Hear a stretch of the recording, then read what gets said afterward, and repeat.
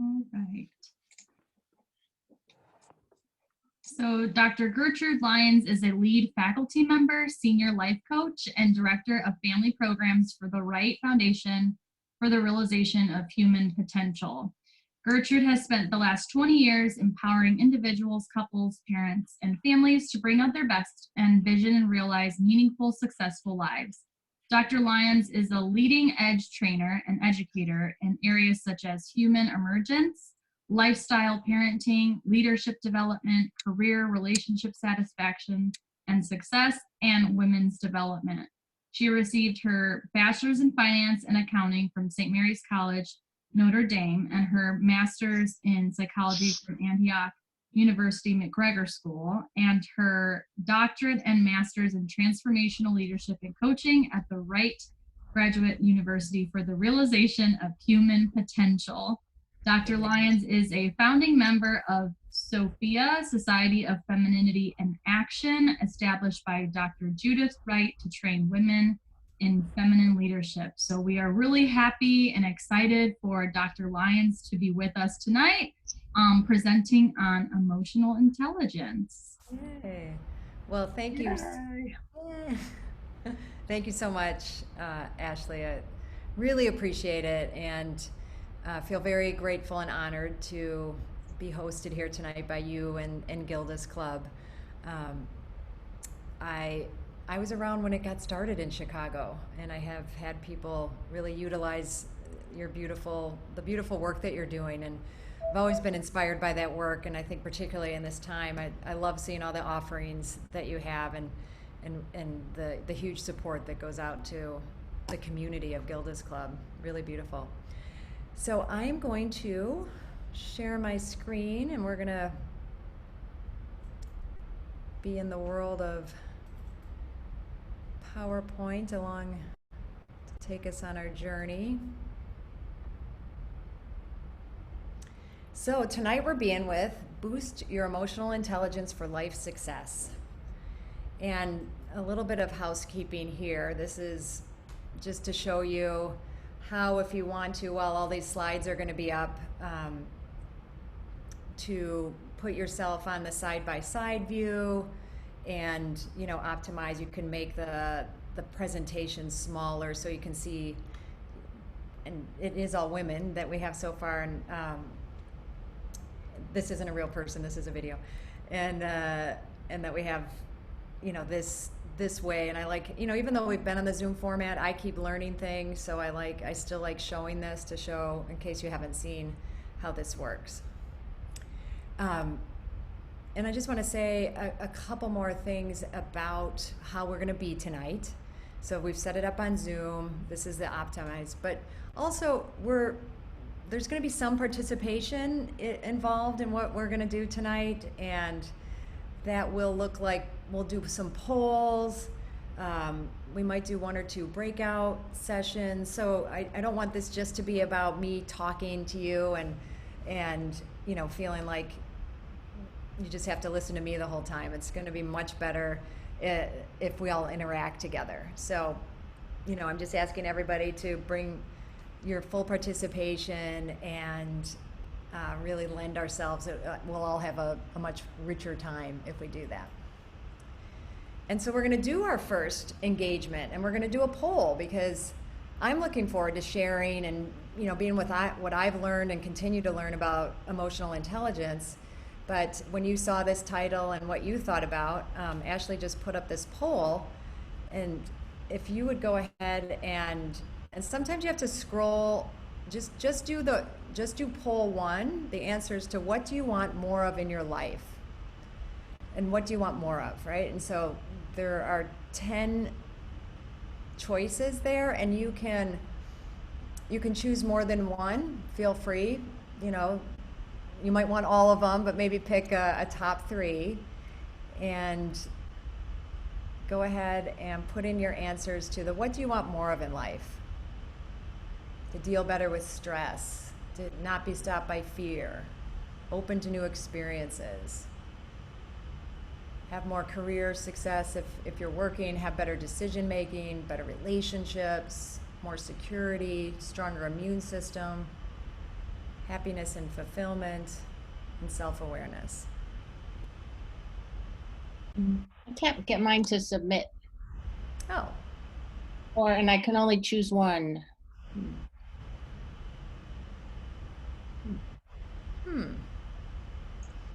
I am not, you know, I don't Dr. know Lyons, I think it might be because it is all one poll. because we loaded it as one poll. Yeah, Um, so maybe for the next one, maybe while we're talking, Ashley, you could work on that. work and see if you can separate them out. But for Yeah, this okay. one, I can do uh, that. this one, if people want to go ahead and put in the chat, maybe your top one or two, and just put that in the chat so we can see some of your answers, or say them out loud. Either way, happy to have you, participate any way that. And for some reason, my screen is not allowing me to see the chat.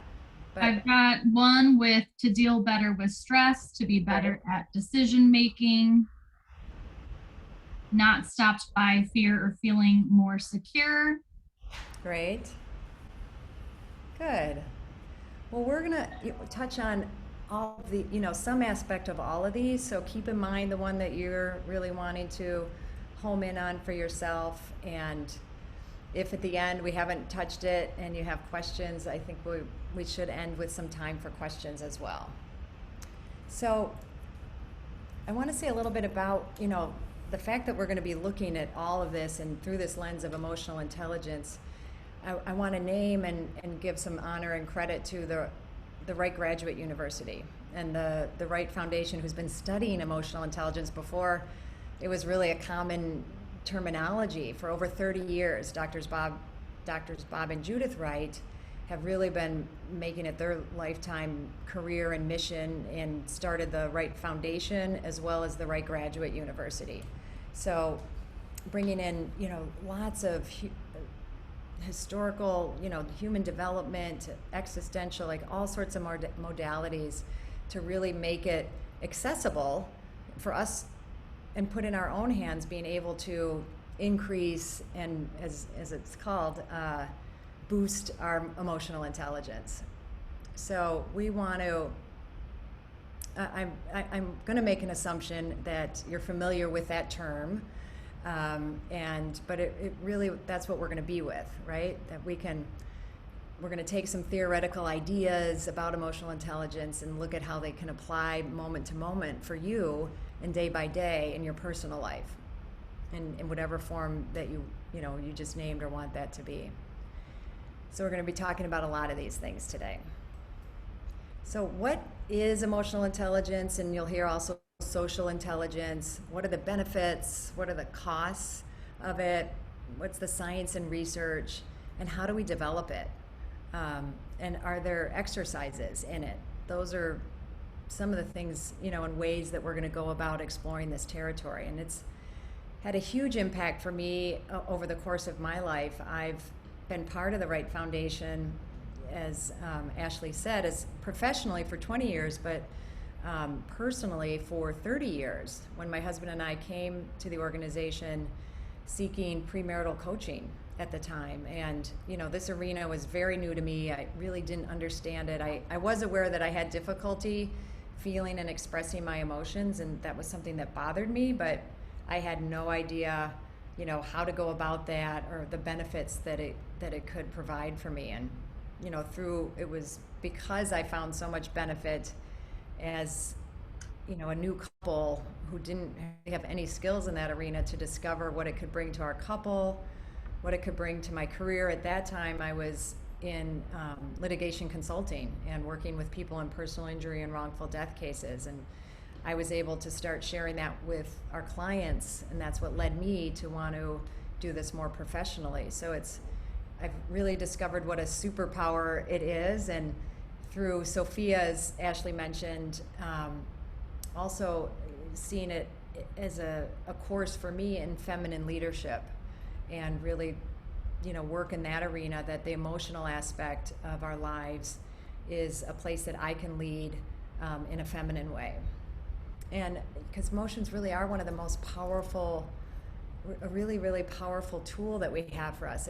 They having and being in touch with them provides immense benefits and power to lead us in toward ourselves and others and all the wonders of the world. And it really lets us explore and feeling life. And we really, some of what this is about is really being able to access and feel life fully,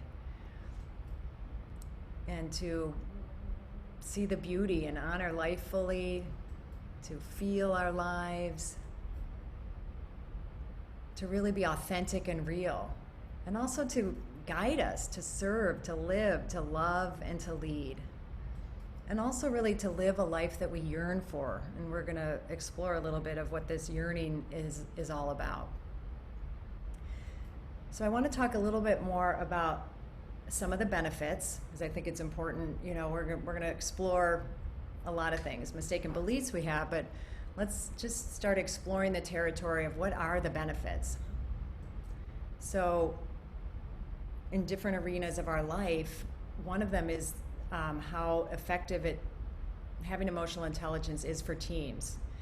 And all the research, and we name some of the people, the theorists and people who have studied this, but the most effective teams are emotionally intelligent teams.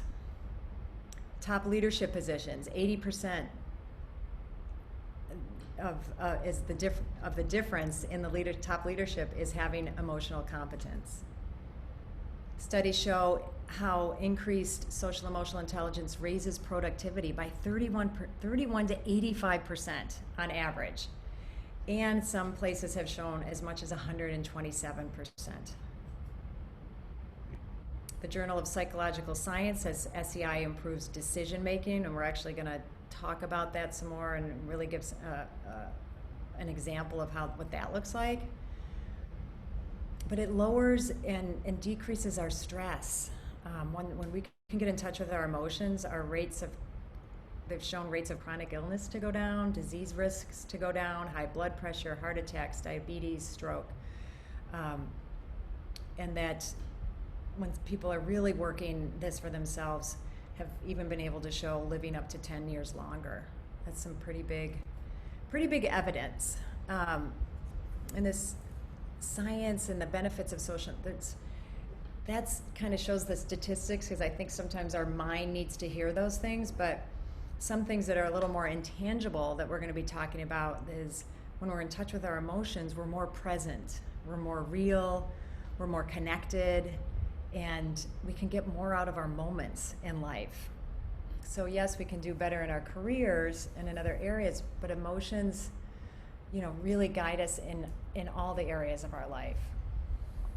But emotions have also received mixed reviews in our world and our workforce.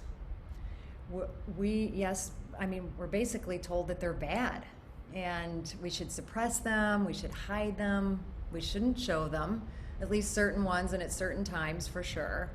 And there's lots of ways that we numb them.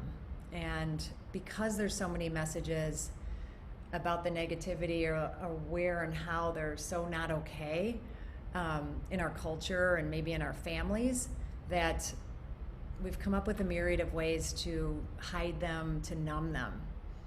But we can't. We can't stop having them. Like, they're going to be there, but we try really hard through an enormous amount of ways, and I'm going to talk a little bit about and just touch on some of those ways. So these electrical currents of emotions are running through our body, and so what do we do to dampen that and kind of get those quieted down and we think to go away? Well, some of the things we do is we overindulge. It's okay to have a drink or so, but we will overindulge in that.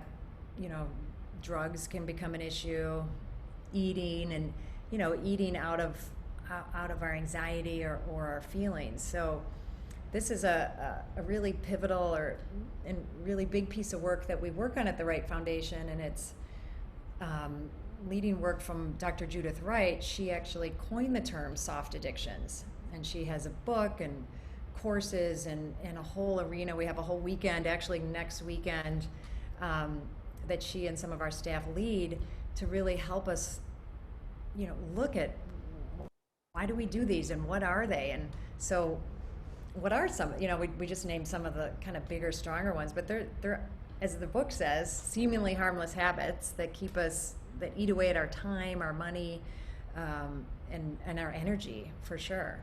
So just to name a few examples: video games. Now we have our phone and all sorts of, electronic ways that we take ourselves away. Getting liked comments, shares on Facebook, Instagram, or if you're on any kind of social media. Over shopping. It's just the fact, we don't know what to do with our emotions. So it's not that some of these things aren't, okay to do, and some of them we have to do. Like we have to eat, we have to sleep, but sometimes oversleeping can be a soft addiction. So they get really tricky when they're, kind of life things that we have to do. And so it's really looking at like, when are we overindulging? And, and really wanting to look at how, because we've been inundated with so many negative beliefs about our emotions, we're embarrassed. We're embarrassed when we cry, when we have, really angry feelings, or, to think about ourselves shaking with fear. We think there's something wrong with us. And then out of that, then we start narrowing our lives, and we live smaller, because you can't live a full, abundant, expressive life if you're dampening and pushing down all of your feelings. And we try and control things to not feel. We push away, or we avoid experiences, opportunities that might be uncomfortable, painful, or scary. Even though we know, they could be really good for us, we avoid them. Because we can't, or we push away people. I don't want to forget that. Not only experiences, but we'll push away people who ignite some of these feelings in us, or even, punish people. I mean, there's lots of behavior, soft addictions that we do also, because we can't deal with our emotions. So there's lots of discomfort in the thought of, we like the idea of like, oh, I'd like to live my dreams or live my best life, but it's really uncomfortable when we start putting, when the rubber hits the road to do something like that. So it's not, we don't just avoid what we might consider negative feelings. We avoid the feelings that might come with success or achievement or growing. So I'm hoping we're getting the point here that when we don't value, honor, and unlock their power, it limits our potential. And that's something we want to work on tonight, is like, what could it look like to just free ourselves even a little bit, and unlock some of this power that we have possible. So Dr. Lyons, the polls have been edited, so if you would like me to put those up. Next is a poll. So if awesome. We could put that next poll up. I don't know if you knew that, but here it is. So we want you to kind of think about and start looking at for yourself. And you can go ahead and put that, what are the ways you numb your feelings? Do you shut, and you could have more than one of these too. Do you shut down and avoid? Do you indulge in soft addictions, such as, some of the ones we named? Do you turn to mood-altering substances? Do you lash out, which is more of a mood or behavior? Do you bury I can't say that word. I'm going to say bury yourself in work or responsibilities, or take care of others rather than being in your own feelings? Oh, good. We have some good answers going here.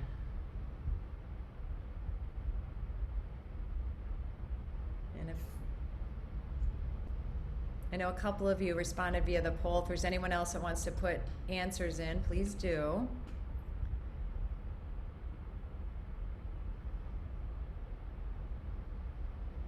Good. All right, so let's see the results. Unless does anybody need more time? Ashley, can you see, anybody raising their hand? I think we're good. All right. So let's share the results. Let's see kind of where we as a group are looking. So it looks like the result that had the highest amount of us was indulging in soft addictions, the eating, the over shopping, some of that I listed, but believe me, the list is huge. And when we work on this, we do it it's a very compassionate, you got to hold a lot of compassion for ourselves that we do these things. But so number one at 67% was indulging in soft addictions. And then it looks like we had a tie at 44% with shutting down and avoiding. That's a big one for me. And taking care of others. Yeah, especially considering that the group, unless somebody's joined that I can't see, is all women. This is a big one for women. And it's a beautiful part of us, but something that we can use to actually take us away from our feelings. So nice work, everybody. That's great. So, we're now getting a sense of, what our soft addictions are. So, we're obviously not going to stay there. And we want to, look at like, well, what could it be? And what's possible if we develop our social emotional intelligence and use the power of our emotions? What can happen is we start to discover our interior life, more flourishing and fulfilled lives, personal power and influence, and on from there. But it really unlocks the key to our creativity, our intimacy, our spirituality, wisdom, rational thinking, exalted states. Sometimes we think only mood altering drugs can take you there, but our emotions can. Profound influence in the fulfillment and leading a really robust life. But for me, all of those have been a huge benefit. But to have I didn't even know before I started this work, I didn't really even know what a real here and now presence experience was. But then I realized, when I'm actually genuinely in an emotion, I'm with myself. I am here, and I'm in the moment, and powerfully in the moment. And from that space, so much more is possible. We're going to talk about that. And it allows us to also access and get in touch with our own internal GPS, and what our intuition and what matters to us and what's important. So now just, I want that to like settle in and sift and be with all those, I'm kind of selling you on emotions here, which I think we need to be because we're so enculturated out of them. But now let's just look at the word emotion. All right. So emotion, the word, I am so moved, right? So from the Latin, I'm not sure I'm going to pronounce that right, emovere, right, is to set into motion. And Dan Siegel, who's done a ton of research in social emotional intelligence and a Harvard researcher,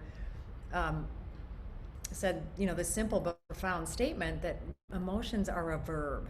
Emotions aren't a static state. They're not, an adjective, but they really are something that moves us. We use that term, right, with emotions, like I feel so moved. But they also literally like move us in our life. So they're also the arbiters of our pleasure and our pain. So they're not a mistake. We're going to explore some of our negative beliefs, but one of them that I know is common is, that if I have my emotions, it's going to take me off track, or they're actually designed to keep us on track, which is a big belief breaker. I know it was for me.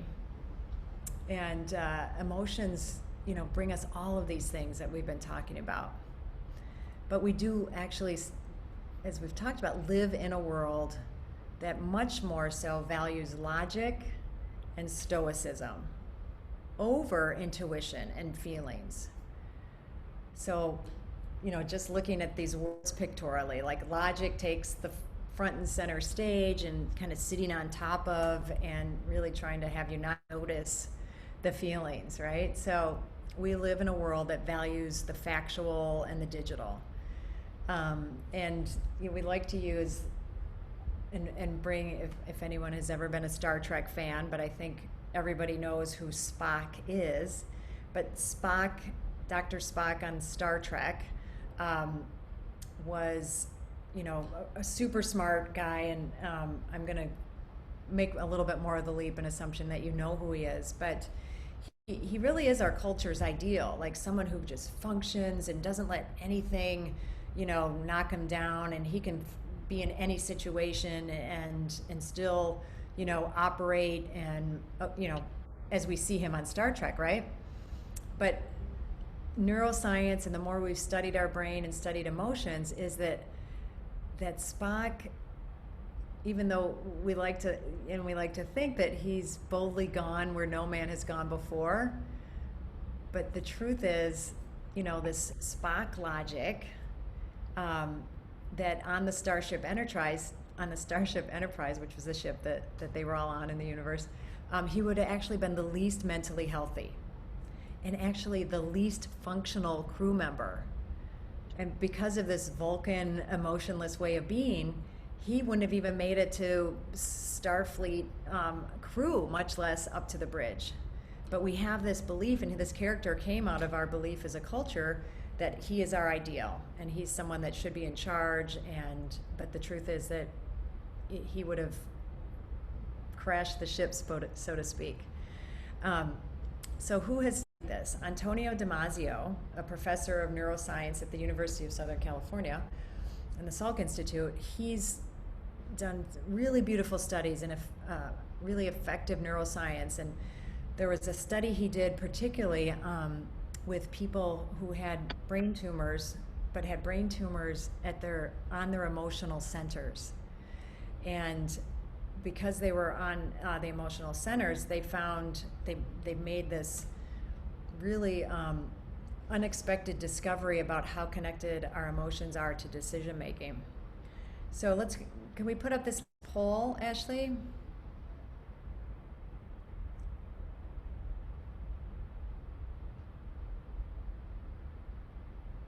That's great. So what they did was, with these patients, is they asked them, and they have, their emotional centers, remember, aren't available. How long do you think it? And they'd ask them to choose between a black pen or a blue pen. So take a look at these timings, and how long do you think it took them to choose between the blue or black pen once they were presented? What was the amount of time it took them? 10 seconds. Someone said 10 seconds. Yep, you can put it on there or say it. Yep. 2 minutes. Okay. 1 minute. 30 minutes. Any other thoughts or guesses?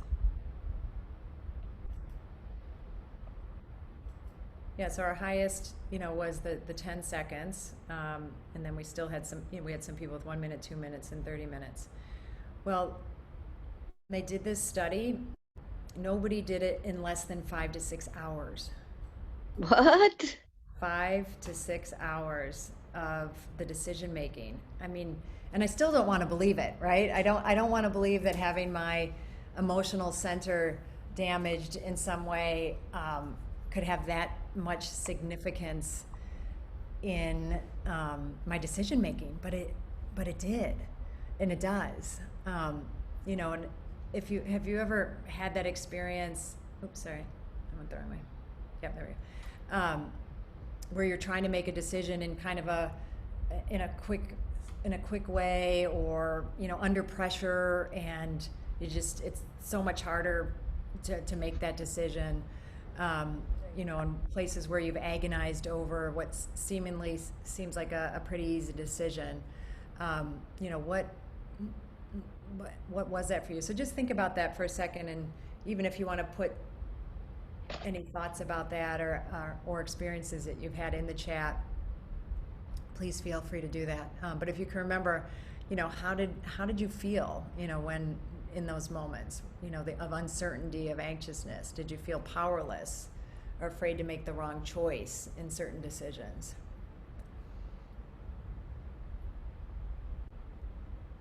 So if you were Spock, all that energy of suppressing the emotions would have just gone toward suppressing the emotions, and then it takes us away and out of our decision-making process. And not only does it do that, it has other impacts as well. So when we get into that state and we've you know, we're trying to push down or push away our emotions and make a decision, you know, not only do we get anxious and not we're able to, but it literally degrades our recall and memory when we shut off our emotions. It drains our energy,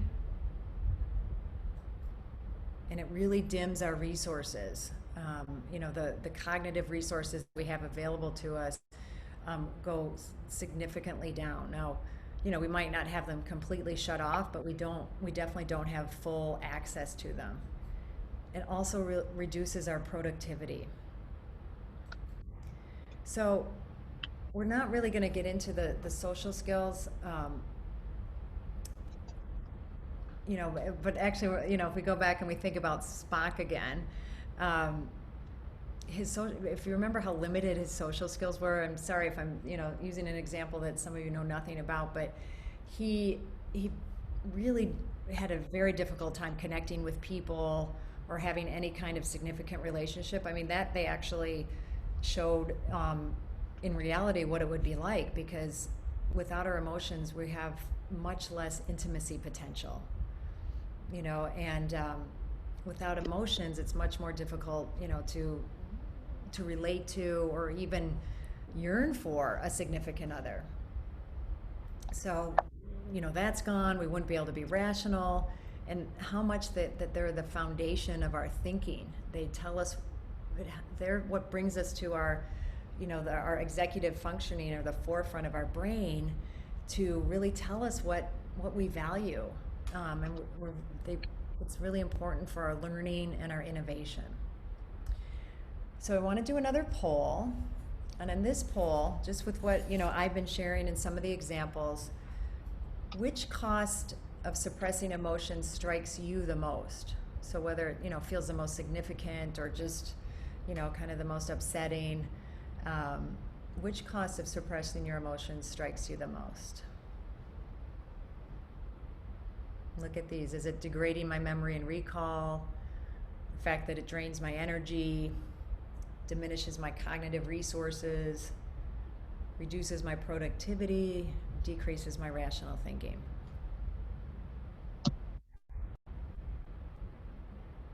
Yeah. Great. Thanks, all of you who are sharing. This is great. Love your participation. You know, it's a way, you know, for us on Zoom to be able to get each other's like thoughts and reactions. So great. So you can see the results. The highest was how much it drains our energy, you know, and who knew, you know, the impact of that. We just thought we were, you know, kind of, maybe we didn't even think about it, but if we were aware that we were hiding some of our emotions, we certainly didn't realize that they were a huge part of what an emotional drain. And then second, diminishing our cognitive resources and performance, and reducing productivity. Absolutely.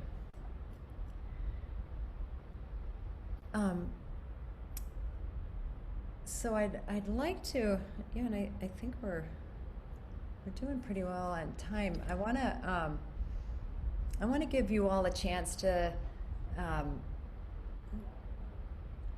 go into breakout groups, and Ashley, could you start putting that, you know, start setting up breakout rooms, and I'll explain what I want us to do in the breakout rooms.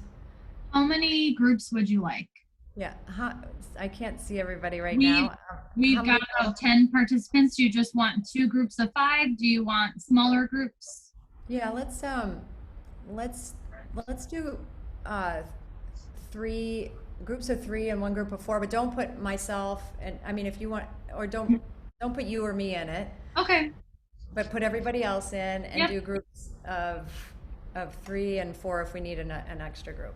Okay, will do. So before Ashley sends you to a breakout room, and if you haven't done a breakout room, a couple things to know about breakout rooms. Sometimes you're asked to go to the breakout, you're invited to a breakout room. Please accept the invitation to the breakout room. And then Ashley's going to send little messages to make sure we're just going to have a little bit of time. You're going to be with, you know, 2 or 3 other people. And what I want you to do is what we want to start looking at are the messages and beliefs that we have and have been given around feelings.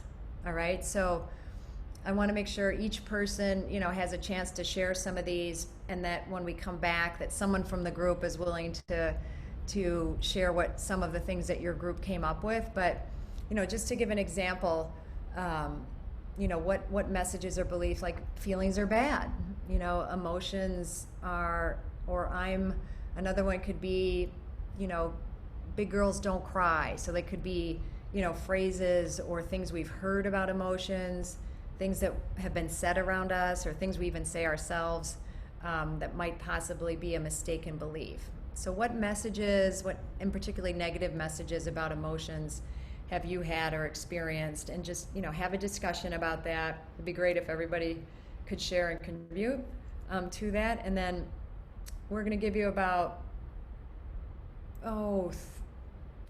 3 minutes. We'll give you a warning when it's about a minute before you come back, but it's not going to be a long time. We just want to get some of this thinking, and you guys have a chance to like talk and share a little bit. All right, so whenever you're ready, Ashley.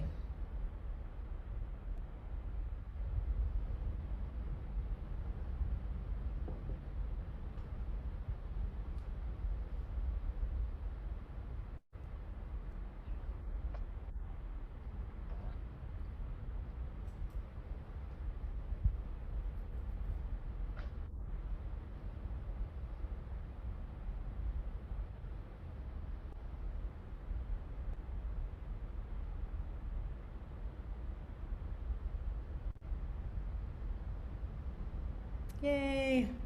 So everyone should be in their assigned breakout room. Awesome. Thank you so much. You've been doing amazing. I'm so grateful. Welcome. It's so nice to have help. Like there's times I do these myself and you're doing everything, you know, it's like, okay, just a second, and Yeah. I'll be right there. So this has just been, how's it felt to you so far? Good. Seeing Is there people, any message that you want me to broadcast to everyone? yeah, like I'm gonna give them 2 minutes, and then we'll say, you know, we're gonna bring you back in another minute.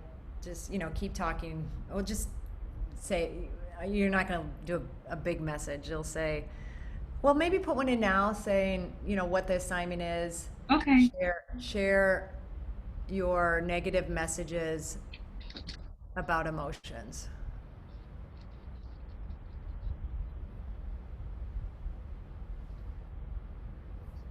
You can broadcast that, and then we'll broadcast again when they have about a minute left.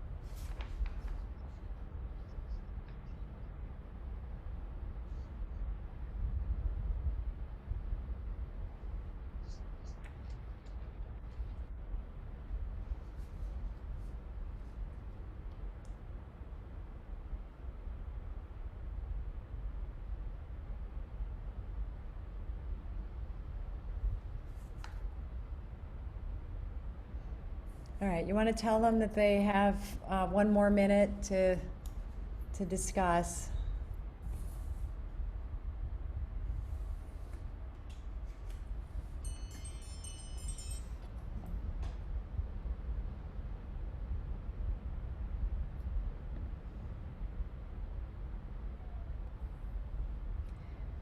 And Ashley, I don't know if you set it up. Sometimes I forget to, when I'm bringing them back, and if I don't set it properly, it defaults to that they get a whole nother minute before they come back.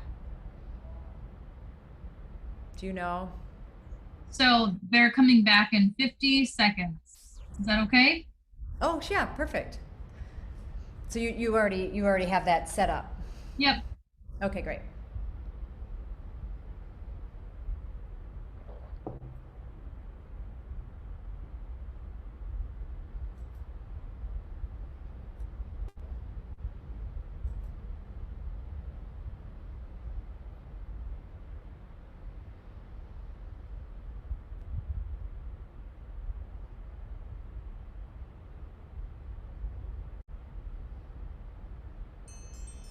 All right, so they'll start popping back any moment now.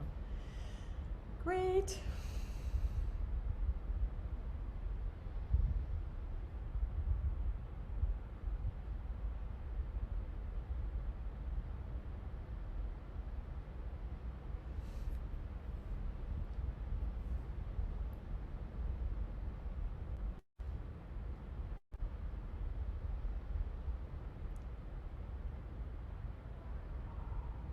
Welcome back. That still hasn't gotten old for me, the whole, I feel like Harry Potter when I go in and out of breakout rooms. Um, but I'd love to hear from some of your groups. Maybe not, we don't have to hear necessarily all of them, but I'd love to hear some of what you came up with.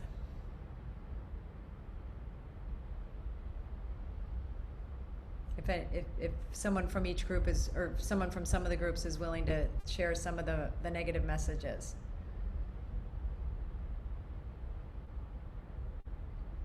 I think one of our messages was that if you were emotional, that you couldn't also, you wouldn't, it was believed you couldn't think logically at the same time. Yes.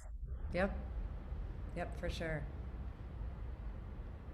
And if you also, if you don't want to come off mute and speak, if you want to put some of them in the chat, and then we'll bring some of them and see if you came up with some of the ones we've come up with in the past. But Ashley, if anybody puts any in the chat and you want to say them, or feel free to come off mute and say any other. In our group, we talked a bit about how society wants you to pretty much suppress your feelings, just do the work, do what you're supposed to do, get on with it, especially if it's a bad or negative emotion. Right, the one that we've classified as negative, right? Yeah. We're going to talk about those and talk about specific emotions in a little bit. Yep, no, great, thank you. Any others?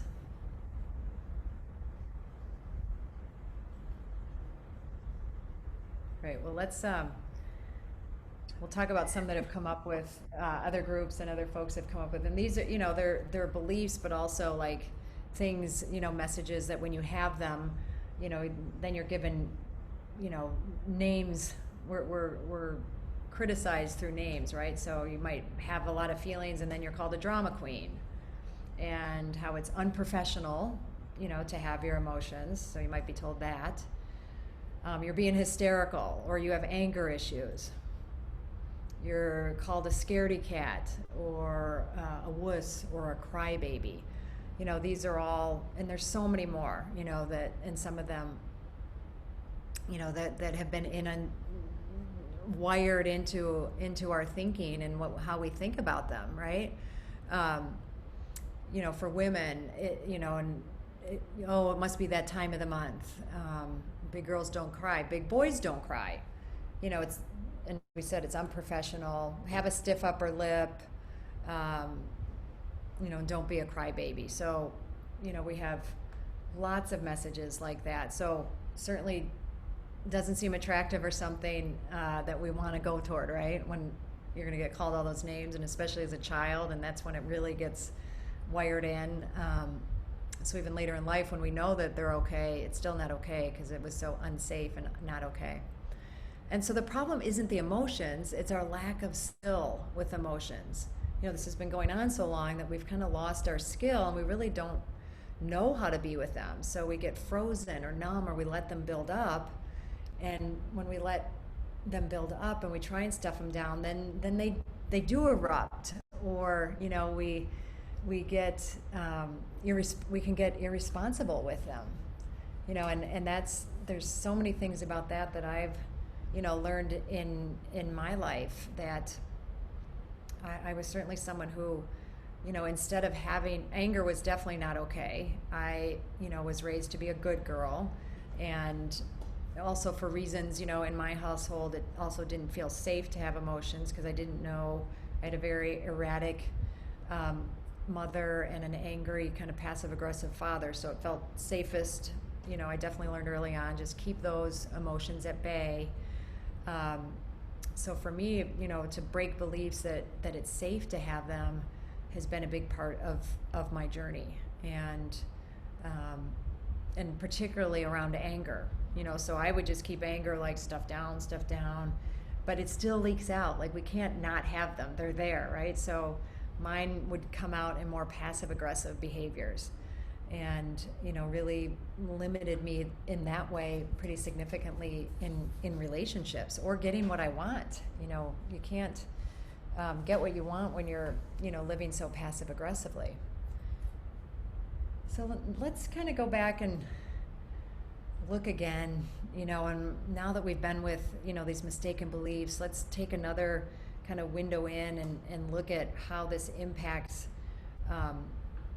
and what really is social emotional intelligence, right? So let's look at some of the research and the literature around this. So emotional intelligence is our emotional awareness and our facility. It's our ability to perceive emotions. So when we talk about emotional intelligence, it's the awareness. Like, what can I tune into myself to recognize that I'm having a feeling, right? So it's the ability to perceive emotions, to access and generate them, to understand emotions and emotional knowledge. So sometimes, even understanding them in our head before we can actually feel them, to reflectively regulate our emotions. We're not just going to be, babies just have them, they flow, and I think it's why babies are so powerfully attractive is they're so present and in their emotions. But it's okay to learn to regulate them to a degree, but not shut them off, right? So we learn how to do that, and it helps promote our growth, and our growth as human beings when we want to grow and transform. So our perceiving, our using, understanding, and managing emotions is what it's all about. Now, social intelligence is having social awareness and facility. So that's being smart regarding relationships. So we've valued as a culture, intellectual intelligence, but social intelligence is, how an understanding and awareness of how interaction and relationships and what those are, to be empathic, sensing what others feel, understanding, their point of view while I can still stay with myself, and having an ease and facility in having smooth, effective interactions. So both knowing what the person is feeling and having social skills to act effectively based on that. And that's a lot of Daniel Goleman's research.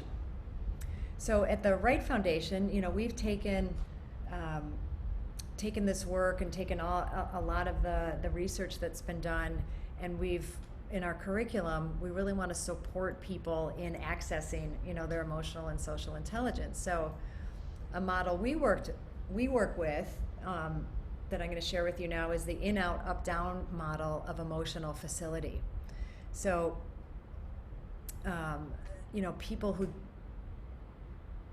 we've had a lot of people, kind of come to us, that have done personal work in other places, but it's because of the way we've put together emotional facility work that a lot of people, kind of have, gained a lot of perspective and worked the work that we have. So this is what it looks like, right? So when we're in our emotions, we're in touch with what's going on inside of us and our ability to identify with others and let experiences in. So that's the in part of emotional facility. The out part then flows from that, a free flow of responsible expression, authentic communication, and completion of feelings. To learn how to up-regulate our emotions, so the ability to identify and intensify your experience and expressions of emotion, to kind of have our idle, going a little bit faster, but sometimes we also need to know how to down-regulate, and our ability to identify, soothe, and down-regulate our emotions to contain and calm them. And again, all of these, like, not shut them off, learn how to have them, but have them responsibly. So just in hearing, this little bit of explanation of these aspects of emotional facility, I want us to do another poll. So hearing those and knowing yourself, what area do you most think you need muscle exercises in? What's the muscle that do you need to exercise? Your in muscle, work on getting in touch with what's going on inside you, your out muscle of expressing them, your up, I need to work on identifying and up regulating, or I need to down regulate my emotions. So take a look at those and see where you think you most fit.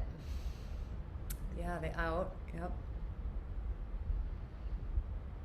Down regulating, mm-hmm.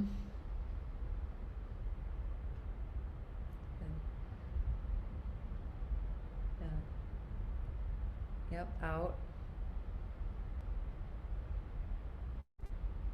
Good.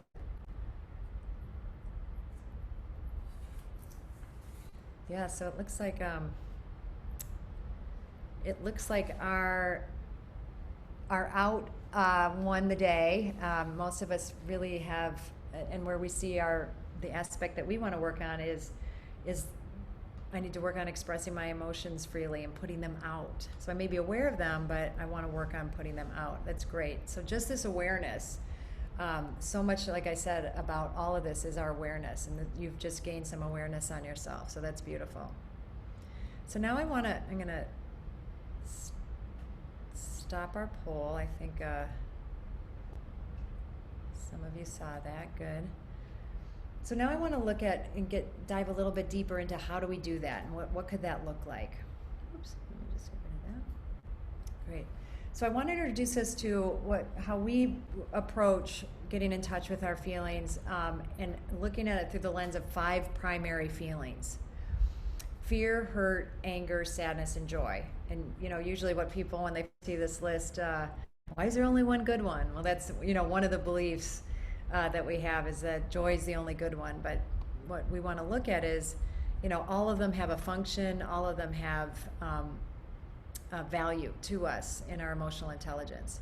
So when we look at fear, some of the secondary feelings that tell us that we're in the emotion of fear is we might feel anxious, stressed, butterflies in our stomach, we're more shut down, apprehensive.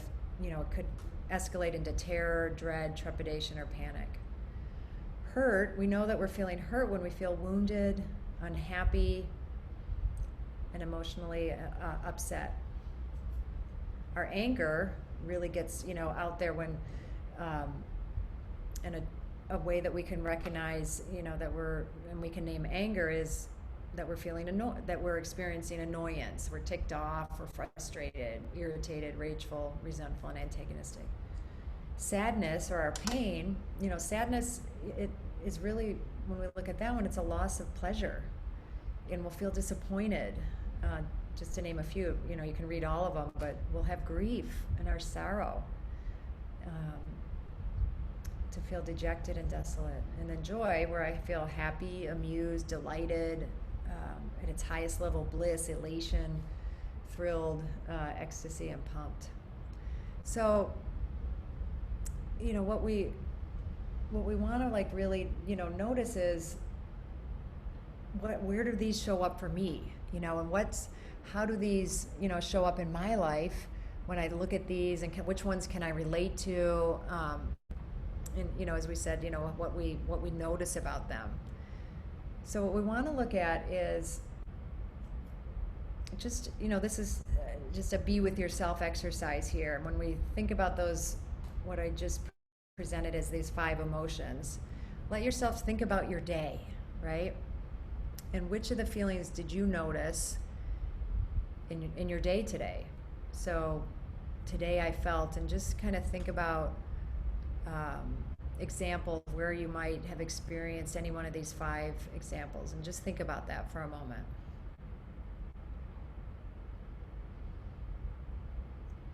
And you can either like raise your hand or not, or that if you know that you felt fear sometime today. Did you notice anywhere where you felt hurt? Were you aware of feeling anger? Did you have a sense of sadness today or joy? And now, can you come up with one example for yourself of where you might have felt one of those, and we'll pop up another poll here. So when you thought about your day, mark the emotion or emotions you had an example for.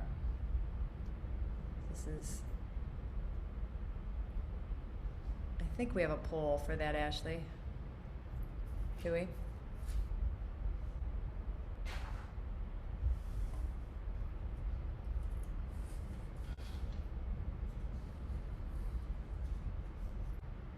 Yeah, so is there somewhere that you had an example of one of these? Yep, great.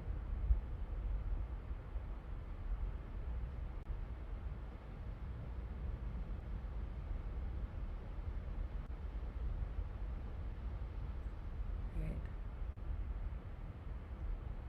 So if you see the results here, the highest one that people felt today was fear. I can so relate to that one. I mean, it's so 75% of those that answered, fear was the biggest, and then sadness and joy were tied with anger.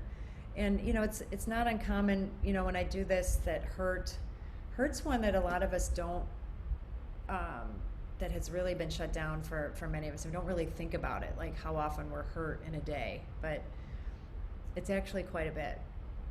So nice work, everybody. So this is, again, now what we just did was a practice on naming and starting to get in touch with our emotions. So we're going to I know I mentioned some of them at the beginning, but now that we've been in it and looking at them, and I'm assuming, and if you were to name, you've been having some of them as I've been going through this presentation. But we want to go back and look at and think about, what are, again, still some of the benefits. And just, I'm gonna let you just take a moment and think about, brainstorm, and you can jot some down, or if you want to put them in the chat, but just take a moment and brainstorm with yourself on some of the benefits of emotional intelligence. I shared some, as you remember, in the forefront, but is there anything else that comes to mind now that we've been talking about this and being with it? And if there's anything that does come to mind, go ahead and put it in the chat, or go ahead and say it out loud. Either one. If there's anything else that you're aware of that might be a benefit, or underline and say again one of the benefits that stood out for you.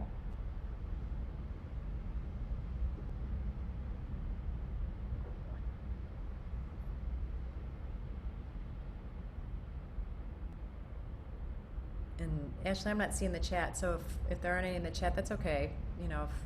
Just want people to be in this question and kind of think about it. But we're gonna look at some different areas of life that we have, and look at some of the benefits again in these different areas. So go ahead. Someone in the chat said, allows me to be honest with myself. Yes. Oh my gosh, that's so beautiful. Absolutely. It really is our deepest truth lies in our emotions. So clear communication, express feelings, and figure out the cause of fear. Others will respond to me because I am expressing accurate emotion. These are great. Nice. I love these. No, you're getting it. I'm really happy to hear what you're putting together. Those are great. So we'll touch on some more, just so we can, we really need to assault this belief around any, negative thoughts that we have around it. So in the area of career or work, some of the things that we found were that, 300 top execs from 15 global, industries said that EI is what distinguished the stars from the average folks. People get promoted more and faster the more emotional intelligence they had. They make more money. So individually and as companies, some of the statistics are that companies will increase their profits by 139%. Also have decreased turnover. The multinational consulting firm that talked about 139 increase in their profits. 85% decrease in executive turnover. In particular, this hospitality company talked about that they've had a 24% increase in market share since they've been really working to increase their employees and everybody's social emotional intelligence. So we also get better networks, groups of people. We get more done. And so believe it or not, this focus in getting things done, we get to combine our being and our doing, and when we bring the being into it, we actually get more done. Sales increase, so we close more deals. One study showed 37% more. There's a lot of benefits in our leadership, and I like to say leadership and define how we define leadership is, we're all leaders in our life. So this doesn't mean I have to have a designated leadership position. I'm leading my family. I'm leading. Anytime I'm with a group of people, I'm leading, and it's just where are we leading people to, and we want to raise that awareness. So in leadership, when we get social and emotional intelligence involved, then leaders can become transformational leaders. It isn't then just about the bottom line. It's about leading people and leading themselves, leading the organization, and then even bigger than that, leading the world into transformation. I think that's just a really big one. That it allows you to leaders that are more social emotional intelligence will be more inclined to get the collective thinking, and they'll develop collaboration and collective thinking more. It builds enthusiasm, confidence, optimism, cooperation, and trust. And it turns out that the most requested article on Harvard Business Review is the one by Goldman on social emotional intelligence. So of any article written by the Harvard Business Review, the one on social emotional intelligence is the one most requested.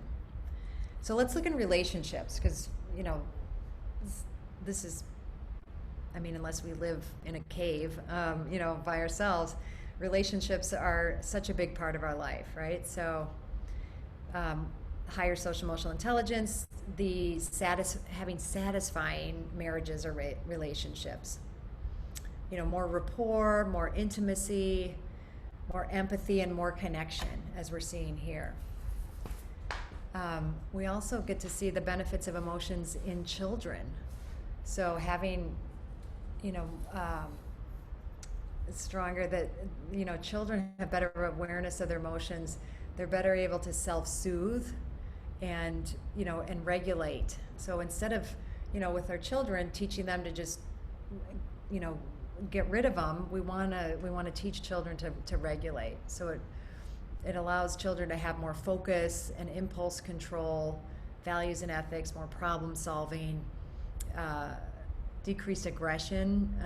A lot of the things that, in managing classrooms and that, once we've worked with Montessori teachers that have brought this social emotional curriculum into their classrooms, and the results have been so significant. They pick up on it right away because they don't have as many beliefs about it, so they take right to it, and they understand, the neuroscience right away, and how, naming and talking about their emotions brings them back to themselves, and they can connect more with their peers. It's really actually very beautiful. So in health and well-being, the benefits of emotions. So it really allows us to deal with stress, as we talked about.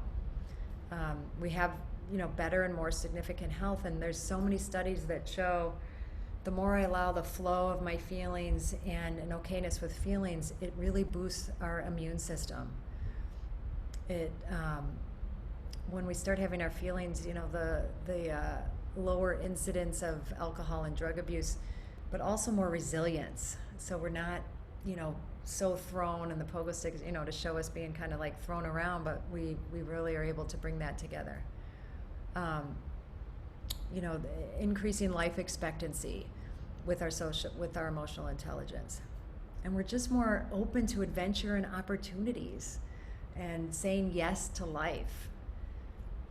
So I'm going to kind of take a breath with those, and we're going to put up another poll because I want to hear from you. So I just listed off some, still not all of them, but another, you know, whole list of the benefits of emotions. So let's look at, you know, which of the benefits of emotions do you want the most? Oops, there we go. Yeah, which ones do you want most of these? And you might need to scroll up and down to get all of them. The last one is,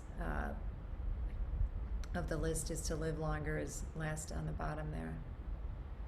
So take a look at these.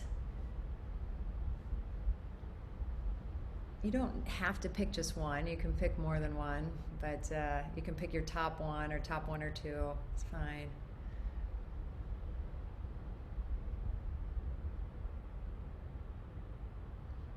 I know, like I want all of them, but at certain times there's ones I want more of at certain times.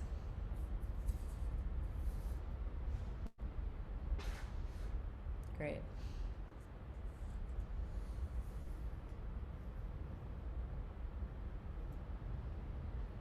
Give you just another few seconds if everybody, great. Oh. So as you see from the results, to deal with stress better, I know, right? And I haven't, you know, named we have so much stress in our life and everything, you know. It's why Gilda's Club offers so many beautiful offerings, you know, I think are a lot to help, you know, deal with the stress just in general of life, and then all of our, you know, circumstances of our health and support of others. But we've just added on to it so much in this year. So it makes total sense, 86% to deal with stress better. I can totally relate. And a stronger immune system and better health, 71%. And it looks like the third highest is increased productivity. You know, we all want to be able to, you know, to achieve more, right? Do more in our life.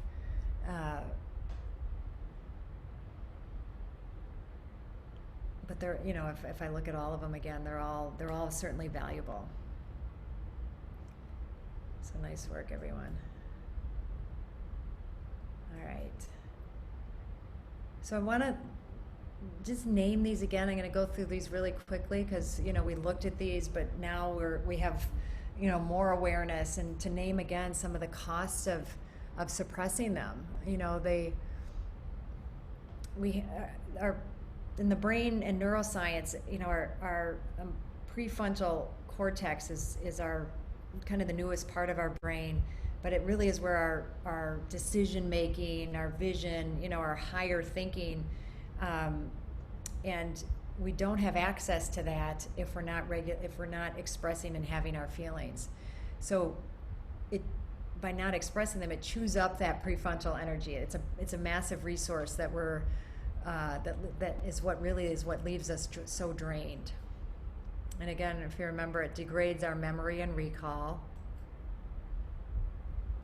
diminishing our cognitive, our resources, our performance, and also reduces our productivity and decreases our rational thinking. So I want to kind of go back to, so in the beginning when we work on this, you know, the biggest thing we want to start doing is practicing and identifying. We're having feelings constantly, and we're having these emotions all the time. It's just, how can we start becoming more aware of them? How can we bring them, you know, back online, so to speak, and treat them compassionately and with higher regard. So, and then sometimes we combine feelings. So we want to practice noticing and naming them. So what I'm going to do is I'm going to show some photos, and I want you to see if, as I show this photo, if you can identify the feeling or feelings you notice in the picture. And these aren't necessarily right or wrong, but you know, we want to look at each of them just as a way. And I had this maybe as a poll, Ashley, but I don't think we need to do it as a poll. We'll just allow ourselves. I want us to, you know, be able to do this and have a little bit of time with it. So let's see how we do. Just maybe I'll have you put them in the chat. So here we go. We're going to look at these following images. What feelings do you notice? So if we look at this feeling, if we look at this guy, what emotions do you notice in him? Fear, hurt, anger, sadness, or joy? And we don't have to do it actually as a poll, but you know, go ahead and put in the chat what you see.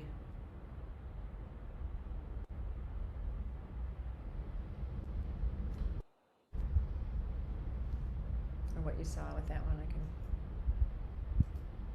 in that picture, yeah. Okay. Did we have any answers in the chat? We've got fear, Yeah. joy, sad, fear, and sadness. Yeah. You'd have to look pretty hard for joy in that one, but for sure fear. You see, it's got his boxes. Here, let me go back to it. His box is packed. It looks like he's probably just lost his job. If we look, you know, kind of more closely at it, so you know, you don't see tears in his eyes, but we can imagine whether he's feeling it or not, like fear and sadness, I would say. And there's probably hurt too, because if he just lost his job, there's going to be some hurt. So now we have this one. So take a look at this one. And what's your sense? Fear, hurt, anger, sadness, or joy? When we look at this one.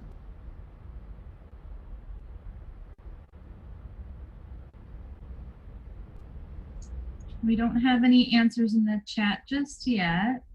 Okay. Hurt, anger, or frustration, hurt, sadness. Yeah, I think you could get all of those, and the frustration would be most closely tied to anger. And I think, you know, we could read any of those without, you know, in a even more overt expression. I could see her having any one of those feelings. Nice job. This one might be a little more obvious. So when we see her, do we have a sense of fear, hurt, anger, sadness, or joy?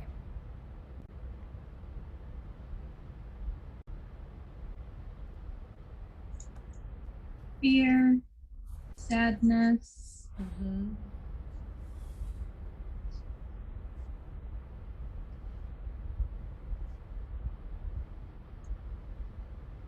Yeah. Anger. We could get to anger. I mean, I think if we just take her at face value here with the tears, you know, we would probably move more toward sadness or hurt. I mean, maybe she was Separation. scared, and so separation would be sad. Yep, nice. How about this one? Fear, hurt, anger, sadness, joy.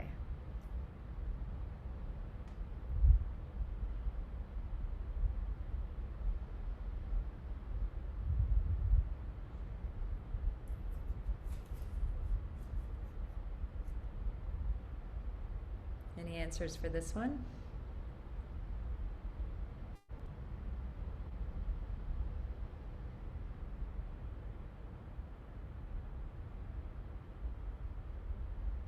So when I see this one, I go to perplexed, right? And perplexed will often lead to the emotion of fear. Like, oh my gosh, like what am I supposed to do? And the next So one coming in were anger, fear, confusion, fear. Yeah, so confusion is going to relate to fear. And, you know, one thing I'll say about fear and hurt and fear especially, are often tied to anger. Sometimes if we don't get in touch with our fear or hurt, we just jump to anger. So that's a lot of times we'll see anger mixed when we're also having fear or hurt. Good. So we have this guy. What do we think about this one?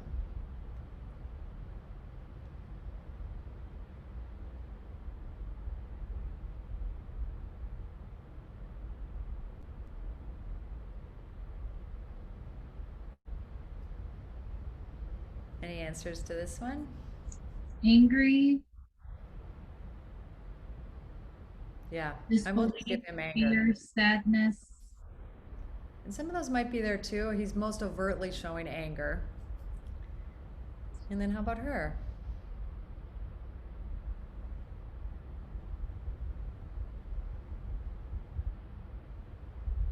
sad, Sad, sadness, sadness, sad, yeah. Mm-hmm. And then this one.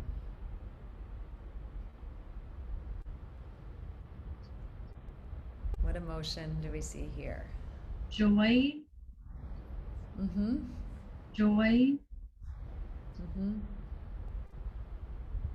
Yeah. Because joy, and I like this one because joy, there, she has, a serene or contented, and she's with herself. But joy could also look, very exuberant, so all of these have like kind of wide ranges of expressing them. So nice job. I'm giving you all a big round of applause on, on participating in that. And what I want to do is, we just have a couple things actually. We're moving toward closing up, but I want, to take this a little bit further. And, again, I've underlined a couple places where I've taken this, into my life, and just to name what an ongoing journey this is. And even though I've been, participating in this kind of work for, honestly, since that first session that we had as a couple for 30 years, I'm continuously learning to discover and bring online, more layers of my emotions and my ability. I'm super grateful for how far I've come because they were so shut off. I mean, like I said, other than happy, but I really couldn't be fully happy without also feeling more of my pain and more of my other emotions. And that's the other thing that I didn't name in here that I think is one of the biggest mistaken beliefs is that we can just have happy or we can just have joy, but we really can't. They're connected, and to the extent that I can feel my pain, my sadness is the extent that I'll be able to feel peace and joy. And that's been shown from research and also from my personal experience. So it's a big invitation that I want to give you all to start, bringing your emotions back online. And I want to give you an assignment in that regard. So your assignment, and I'm hang on one sec. We're going to come back to that poll in a second. But your assignment's going to be identifying and naming emotions. So, I mean, it's an assignment, not that I'll give you my email, and I'm happy to have you share and tell me how it goes. But a way that worked this, in our couple, but then when we had children, and now, my husband and I do this oftentimes when we're sitting in a meal is, we practice identifying, naming emotions, and we'll look back at our day and name somewhere where we felt each of those feelings as a way to kind of practice and keep the flow of them going. Doesn't mean I'm necessarily going to feel them in that moment, but that's a next level when I'm sharing where I felt it in a day, if I can actually feel it. But I want to give you the assignment to, in this next week and ongoingly if you can, but spend some time checking in with yourself to identify and name the emotions. In the neuroscience terms, they label it name it to tame it, because sometimes I saw there was somebody who said that, I think there were several of you who were working on down regulating your emotions, and so you might like just jump to anger really quickly, or you get flooded so quickly. And one way to down regulate is to name the feeling that you're having, and then you bring your amygdala hijack back online. So I want to offer you that assignment. And then I have the pleasure, as whenever we speak and share this work with organizations, I get to offer you all a free gift. And we also do a raffle. So the raffle, what that entails is, and I don't know if Ashley, if you can actually put that in the chat, but let me tell you a little bit about the raffle. So our founders, Drs. Bob and Judith Wright, have written a number of books, and we would like to find as many ways as we can to share the work that we're doing